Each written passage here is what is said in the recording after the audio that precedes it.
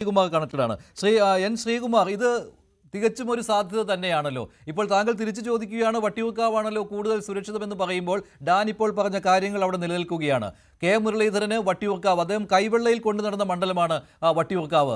പൊരിഞ്ഞ പോരാട്ടത്തിൽ 2016 അദ്ദേഹം ജയിച്ച മണ്ഡലമാണ്. 2011 ജയം അനായാസമായിരുന്നു.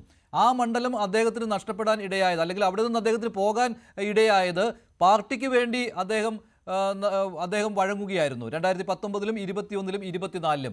പക്ഷേ ഇപ്പോൾ തിരിച്ചു ചെന്നപ്പോൾ ഇങ്ങനെയൊരു പ്രശ്നം അദ്ദേഹത്തിനുണ്ട്. വട്ടിയൂർക്കാവ് ഒരു സുരക്ഷിത മണ്ഡലമല്ല എന്നുള്ള തോന്നലുണ്ട്, അത് പാർട്ടിക്കുമുണ്ട്. അപ്പോൾ സുരക്ഷിത മണ്ഡലം തേടുന്നതിൽ അത്ഭുതമുണ്ടോ? ഞാൻ പറയുന്നത് കേൾക്കുന്നുണ്ടോ? കേൾക്കുന്നുണ്ട് ശ്രീമാവ്. അതായത് കേരളത്തില് ഇന്ന് ഏതാണ്ട് CPM-ന്റെ ഉറച്ച മണ്ഡലങ്ങൾ ഒഴിച്ച് ബാക്കി ഏത് മണ്ഡലങ്ങളിലും UDF സ്ഥാനാർത്ഥികൾ നിന്നാൽ അനുകൂലമായ കാലാവസ്ഥ ഉണ്ടാകും. അതിന്റെ ഏറ്റവും അവിടുത്തെ ഉദാഹരണം എന്നൊക്കെ പറയാവുന്ന നിലമ്പൂര് LDF നിന്ന് പിടിച്ചെടുത്തതാണ്. മറ്റൊരു കാര്യം, കെ മുരളീധരൻ മുൻ KPCC പ്രസിഡന്റ് എന്ന നിലയ്ക്ക് അദ്ദേഹം ഏത് മണ്ഡലമാണോ ആവശ്യപ്പെടുന്നത് ആ മണ്ഡലം അദ്ദേഹത്തിന് 100% ലഭിക്കും. അത് അങ്ങനെ മണ്ഡലങ്ങൾ നേതാക്കളുടെ ആഗ്രഹപ്രകാരം ലഭിക്കാവുന്ന 1 ഡസൻ നേതാക്കൾ കേരളത്തിലെ കോൺഗ്രസ് നേതൃത്വത്തിലുണ്ട്. അതുകൊണ്ട് മുരളീധരൻ വട്ടിയൂർക്കാവിലാണോ അതോ കൊയിലാണ്ടിയിലാണോ എവിടെ വേണമെങ്കിലും അദ്ദേഹത്തിന് മത്സരിക്കാം. പിന്നൊരു കാര്യമുള്ളത്, ഈ നിയമസഭാ തെരഞ്ഞെടുപ്പില് BJP എന്ന് പറയുന്നത് ഒരു ത്രികോണ മത്സരം ഉണ്ടാക്കാനുള്ള ഒരു കക്ഷിയായി മാത്രം ഇത്തവണ മാറും. കാരണം അവരെ സംബന്ധിച്ചിടത്തോളം അവര് മുൻകാലങ്ങളിൽ നിയമസഭകളിൽ മണ്ഡലങ്ങളിൽ അവർക്കുണ്ടായിരുന്ന സ്വാധീനമൊക്കെ വളരെ വളരെ കുറഞ്ഞിരിക്കുന്നു. കാരണം എന്താണെന്ന് വെച്ചാൽ പഴയകാല ആ ഒരു കേന്ദ്ര ഭരണത്തിലെ മോദിയുടെ പ്രഭാവം ഇന്ന് BJPക്ക് ഇല്ല എന്നത് തന്നെ കാരണം. മൂന്നാമത്തെ കാര്യം, LDF എന്നത് എല്ലായിടത്തും അവർക്ക് ഭരണവിരുദ്ധ വികാരം നേരിടേണ്ടി വരും എന്നുള്ളത് കൊണ്ട് കോൺഗ്രസിന്റെ നേതാക്കൾക്ക് ഒരു പ്രശ്നവുമില്ല. കാരണം ഈ സാധാരണ ഒരു മുൻകാലങ്ങളിലൊക്കെ ഇടതുമുന്നണി 2021 ജയിച്ചത് പല മണ്ഡലങ്ങളിലും അവർ തോൽക്കുമെന്ന് കരുതിയ മണ്ഡലങ്ങളിൽ അവരുടെ ദുർബല സ്ഥാനാർത്ഥികളടക്കം ജയിച്ചു വന്നു. അതിന്റെ പ്രധാനപ്പെട്ട കാരണം ഭരണാനുകൂല അന്തരീക്ഷം ഉണ്ടായിരുന്നുകൊണ്ടാണ്. നമ്മളൊക്കെ വിചാരിച്ചു 5 കൂടുമ്പോഴുള്ള ഒരു മാറ്റം വരുന്നു, പക്ഷെ ഉണ്ടായില്ല. ഇത്തവണ ഭരണവിരുദ്ധ വികാരം വരുമ്പോൾ അത് അതേപോലെ ചോർന്നു പോകും. അവരൊരു 30, 35, 40 സീറ്റുകളിലേക്ക് ഒതുങ്ങും. അപ്പൊ അതുകൊണ്ട് UDF-നെ സംബന്ധിച്ചിടത്തോളം അതിന്റെ പ്രമുഖ നേതാക്കൾക്ക്, പ്രത്യേകിച്ച് മന്ത്രിമാരാകുമെന്ന് ഉറപ്പുള്ള നേതാക്കൾക്ക് എവിടെ നിന്നാലും ശരി ജനങ്ങൾ അനുകൂലമായിട്ട് വോട്ട് ചെയ്യും എന്നുള്ള കാര്യം സംശയമില്ല. അപ്പൊ വട്ടിയൂർക്കാവിലാണെങ്കിൽ ഇപ്പൊ BJP കുമ്മനം രാജശേഖരൻ മത്സരിക്കുന്ന ഒരവസ്ഥ അവിടുത്തെ വേറൊരു സ്ഥാനാർത്ഥി മത്സരിക്കുമ്പോൾ ലഭിക്കില്ല. അത് ആദ്യം നമ്മൾ മനസ്സിലാക്കണം. കുമ്മനം രാജശേഖരൻ ആയതുകൊണ്ടാണ് അന്ന് മുരളീധരന് ഒരു കടുത്ത മത്സരം വേണ്ടി വന്നത്. അല്ലെങ്കിൽ രാജഗോപാലൻ മത്സരിക്കുന്ന സമയം. പക്ഷേ ഇപ്പോൾ അത് സുരക്ഷിത മണ്ഡലം അല്ലാതെ പോകുന്നത് LDF സ്ഥാനാർത്ഥി കാരണമാണ്. കാരണം അവിടെ VK പ്രശാന്ത് അത്ര കണ്ട് ജനകീയനായി മാറിയിട്ടുണ്ട്. ഒരു ബൈ ഇലക്ഷനും അദ്ദേഹം ജയിച്ചു. അതിനുശേഷം നിയമസഭാ തെരഞ്ഞെടുപ്പ് 2021 അദ്ദേഹത്തിന് ജയിക്കാൻ കഴിഞ്ഞു. 3-ാം സ്ഥാനത്ത് പോയ സ്ഥലത്ത് നിന്നാണ് പ്രശാന്തിന് ജയിക്കാൻ കഴിഞ്ഞത്. അതെ, അത് ഞാൻ പറഞ്ഞത്. അവിടെ വട്ടിയൂർക്കാവില് മുരളീധരൻ മത്സരിക്കാത്ത ഒരവസ്ഥയിലാണ് പ്രശാന്ത് ജയിച്ചതെന്ന് ആലോചിക്കുക. മുരളീധരനും അന്നത്തെ കോൺഗ്രസിന്റെ യുവ വനിതാ സ്ഥാനാർത്ഥിയും തമ്മിലുള്ള ഒരു അന്തരവും നിങ്ങൾ ആലോചിക്കുക. അപ്പൊ അത് ആ ഒരു, പിന്നെ മാത്രമല്ല 2021 ഞാൻ കണക്ക് പറഞ്ഞല്ലോ. അപ്പൊ അന്നത്തെ ഇതിന്റെ ഓളത്തിൽ ജയിക്കുകയും ചെയ്തു. പക്ഷെ അതിനുശേഷം ഈ 2ാം പിണറായി ഗവൺമെന്റിന്റെ കാലത്ത് നടന്ന ഉപതെരഞ്ഞെടുപ്പുകളിൽ മറ്റുള്ളതൊക്കെ പൊക്കോട്ടെ, UDF മണ്ഡലങ്ങളിൽ അവർ ജയിച്ചു എന്ന് പറഞ്ഞു നിൽക്കാം. പക്ഷെ നിലമ്പൂരും ചേലക്കര എന്തുകൊണ്ടാണ് അവർ ഈ 39,000-ൽ നിന്നും 12,000-ആയിട്ട് പോയത്? നിലമ്പൂർ എന്തുകൊണ്ടാണ് 2,700 ജയിച്ചവർക്ക് 10,000 വോട്ടൊക്കെ തോറ്റത്? വയനാട്ടിൽ എന്തുകൊണ്ടാണ് മന്ത്രി കേളുവിന്റെ മണ്ഡലം പ്രിയങ്ക ഗാന്ധിക്ക് ഭൂരിപക്ഷം കൊടുത്തത്? ഇതൊക്കെ നമ്മൾ ആലോചിക്കണം.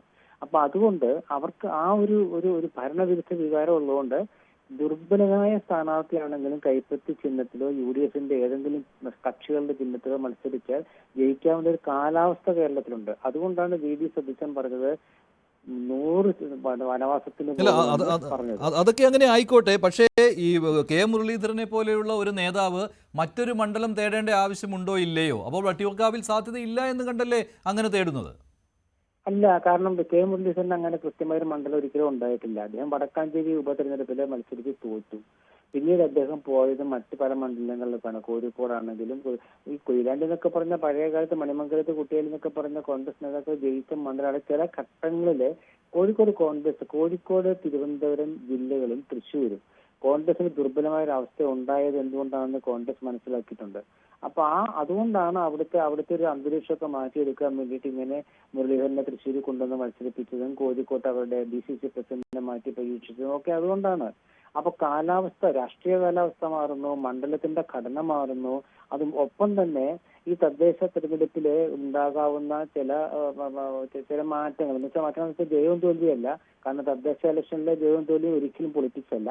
പക്ഷെ അവിടുത്തെ ചില മണ്ഡലങ്ങളുടെ വ്യത്യാസം കൊണ്ടുണ്ടാകുന്ന ചില മാറ്റങ്ങൾ കോൺഗ്രസ് നേതാക്കൾ കാണുന്നുണ്ടാകാം. അതുകൊണ്ടാണല്ലോ അവരിപ്പോ തന്നെ അതിനെതിരെ കോടതിയിൽ പോകുമെന്ന് പറയുന്നത്. അപ്പൊ ഇങ്ങനത്തെ വരുമ്പോൾ ഒരുപാട് ഘടനകളിൽ മാറ്റം വരുമ്പോൾ നേതാക്കള് അവർക്ക് താല്പര്യമുള്ള മണ്ഡലങ്ങൾ തിരഞ്ഞെടുക്കാൻ സാധ്യതയുണ്ട്. അതിൽ തെറ്റു പറയാൻ പറ്റില്ല. ശരി ശരി. അപ്പോൾ ഡാൻ, അങ്ങനെ ഒരു സർപ്രൈസ് മണ്ഡലം മുരളിയുടെ മനസ്സിൽ ഉണ്ടാകുമല്ലോ, അതേതായിരിക്കും? മഞ്ജുഷ്, അങ്ങനെ ഒരു സർപ്രൈസ് മണ്ഡലം വന്നാൽ അത് തിരുവനന്തപുരം ജില്ലയിലെ തന്നെ അദ്ദേഹത്തിന് കൃത്യമായി വ്യക്തിപരമായി വേരോട്ടമുള്ള വ്യക്തിബന്ധങ്ങളുള്ള മറ്റൊരു മണ്ഡലം അദ്ദേഹത്തിൻ്റെ പരിഗണനയിലേക്ക് വരും എന്നാണ് നമുക്ക് ലഭിക്കുന്ന സൂചന. പക്ഷേ ആ പേര് ഇപ്പോഴും അങ്ങ് വിട്ടു പറയുന്നില്ല. അങ്ങനെയാണെങ്കിൽ ആ മണ്ഡലത്തിൻ്റെ പേര് കെ മുരളീധരൻ തന്നെ ഹൈക്കമാൻഡിന് മുമ്പിൽ വെക്കാനാണ് സാധ്യത എന്നാണ് നമുക്ക് ഏറ്റവും ഒടുവിൽ ലഭിക്കുന്ന വിവരം. അതായത് തിരുവനന്തപുരത്ത് തന്നെ വട്ടിയൂർക്കാവിനും നേമത്തിനും പുറമെ അദ്ദേഹത്തിന് സുരക്ഷിതമായി അനായാസനെ ജയിക്കാൻ കഴിയുമെന്ന് അദ്ദേഹം കൂടി വിശ്വസിക്കുന്ന മറ്റൊരു മണ്ഡലത്തിൻ്റെ പേര് കെ മുരളീധരൻ തന്നെ ഹൈക്കമാൻഡിന് മുമ്പിൽ വെക്കാനാണ് സാധ്യത. അത് ഏതാണ് എന്ന കാര്യത്തിൽ മാത്രം ഇനി വ്യക്തത വന്നാൽ മതി. അങ്ങനെയാണെങ്കിൽ ഏറെക്കുറെ കാര്യങ്ങൾ കുറച്ചുകൂടി ഒരു ക്ലാരിറ്റിയിലേക്ക് വരികയാണ്. കൃത്യമായി ഒരു ഭാഗ്യപരീക്ഷണത്തിന് തയ്യാറാകാതെ ജയമുറപ്പാകണ അനായാസനെ ജയിക്കാമെന്ന തനിക്ക് വിശ്വാസമുള്ള പാർട്ടിക്ക് അത്തരത്തിൽ ഉറപ്പ് നിലവിൽ തന്നെ ജയസാധ്യത പട്ടികയിലുള്ള തിരുവനന്തപുരത്തെ ഏതെങ്കിലും ഒരു മണ്ഡലം കൂടി കെ മുരളീധരന് വേണ്ടി പരിഗണിക്കപ്പെടുന്ന തരത്തിലേക്കാകും കാര്യങ്ങൾ എത്തുക എന്നാണ് ഇപ്പോൾ നമുക്ക് ലഭിക്കുന്ന വിവരം.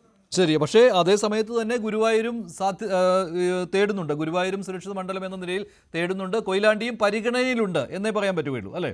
അതായത് തിരുവനന്തപുരം വിട്ടുകഴിഞ്ഞാൽ ഏറ്റവും സേഫായി കരുതപ്പെടുന്ന സ്ഥലം ഗുരുവായൂരാണ്. അങ്ങനെയാണ് ലീഗിന്റെ കയ്യിൽ നിന്ന് ആ സീറ്റ് വെച്ച് മാറുന്ന അടക്കമുള്ള ചർച്ചകൾ വളരെ സജീവമായി നടന്നത്. പക്ഷേ വ്യക്തിപരമായി കെ മുരളീധരന് തിരുവനന്തപുരം വിട്ട് മറ്റൊരു സ്ഥലത്തേക്ക് പോകുന്നതിനോട് വ്യക്തിപരമായി വിയോജിപ്പുണ്ട് എന്നാണ് നമുക്ക് ലഭിക്കുന്ന സൂചനകൾ. അത് സംബന്ധിച്ച് അദ്ദേഹം കൃത്യമായി മനസ്സ് തുറന്നിട്ടില്ല. പക്ഷേ ആ ഒരു സാഹചര്യത്തിലാണ് ഈ നേമത്തിനും വട്ടിയൂർക്കാവിനും പുറമെ മറ്റൊരു സുരക്ഷിത മണ്ഡലം അങ്ങനെ തിരുവനന്തപുരത്തുണ്ടെങ്കിൽ അതേതെന്ന് ചോദ്യം ഉയരുന്നത്. പക്ഷേ അത് സംബന്ധിച്ച കൃത്യമായ ഉത്തരം കെ മുരളീധരൻ്റെ മനസ്സിലുണ്ട്. അദ്ദേഹം അത് പരസ്യമായി അതുമായി ബന്ധപ്പെട്ട പ്രതികരണങ്ങൾ നടത്താതെ അത് ഹൈക്കമാൻഡിനെ അറിയിക്കാനുള്ള നീക്കമാണ് നടത്തുന്നതെന്നാണ് ലഭിക്കുന്ന സൂചനകൾ. പക്ഷേ ഇപ്പോഴും അദ്ദേഹം തിരുവനന്തപുരത്ത് സജീവമാണ്, അല്ലേ?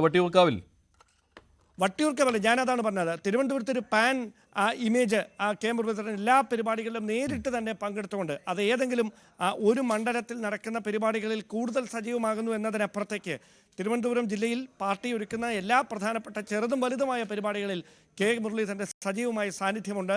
അദ്ദേഹം വിദേശ പര്യടനം കഴിഞ്ഞ് ഇന്നലെയാണ് തിരിച്ചെത്തിയത്.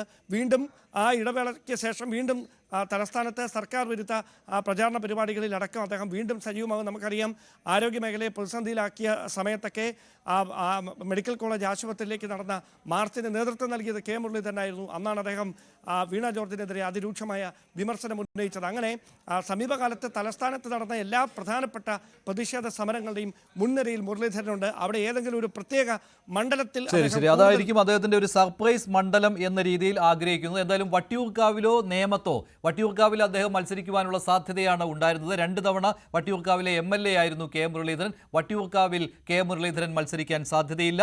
നേമത്തും അദ്ദേഹം മത്സരിക്കില്ല. തിരുവനന്തപുരം ജില്ലയിലെ മറ്റൊരു മണ്ഡലമാണ് അദ്ദേഹത്തിന്റെ മനസ്സിൽ. ഇനി തിരുവനന്തപുരം ജില്ല അല്ല എങ്കിൽ മലബാറിലേക്ക് അദ്ദേഹം പോകും. കൊയിലാണ്ടിയിൽ മത്സരിക്കുവാനുള്ള സാധ്യത തേടുന്നു. ഒപ്പം ഗുരുവായൂരിലും സുരക്ഷിത മണ്ഡലം എന്ന രീതിയിൽ അദ്ദേഹം മത്സരിക്കുവാനുള്ള സാധ്യത തേടുന്നുണ്ട്. എന്തായാലും ഇക്കാര്യം കെ മുരളീധരന് ഏത് മണ്ഡലമാണ് സുരക്ഷിതം എന്ന് ബോധ്യം. അവിടെ മത്സരിക്കുവാൻ അദ്ദേഹത്തിന് അനുമതി കിട്ടും എന്ന കാര്യത്തിൽ സംശയമില്ല. എന്തായാലും ഇതൊരു വലിയൊരു രാഷ്ട്രീയ ചർച്ചയാണ്. കെ മുരളീധരൻ വട്ടിയൂർക്കാവിലോ നേമത്തോ മത്സരിക്കുകയില്ല. പ്രത്യേകിച്ച് വട്ടിയൂർക്കാവിൽ അദ്ദേഹം മത്സരിക്കും എന്നുള്ള കൃത്യമായ